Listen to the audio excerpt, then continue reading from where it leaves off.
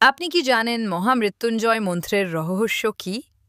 একসময় মহর্ষি মৃকণ্ড এবং তার পত্নী মরুদ্বতী পুত্রহীন ছিলেন। তারা তপস্যা করে মহাদেবকে সন্তুষ্ট করেন এবং এক পুত্র লাভ করেন যার নাম হল মার্কণ্ডেয়। কিন্তু মার্কণ্ডেয়ের বাল্যকালেই মৃত্যুযোগ ছিল। তবে বালক মার্কণ্ডেয় শিবলিঙ্গের সামনে মহামৃত্যুঞ্জয় মন্ত্র জপ করতেন প্রতিদিন। মৃত্যুর দিন মার্কণ্ডেয় স্নান সেরে ভগবানের কাছে প্রার্থনা শুরু করতে যাচ্ছিলেন।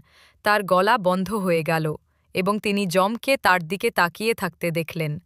তিনি বললেন, দয়া করে আমাকে আমার মহামৃত্যুঞ্জয় স্তোত্রটি শেষ করতে দিন। যম উত্তর দিলেন, কাল কারো জন্য অপেক্ষা করে না। যম মার্কণ্ডেয়জির প্রাণ টেনে বের করার চেষ্টা করলেন, কিন্তু তিনি দূরে সরে গেলেন।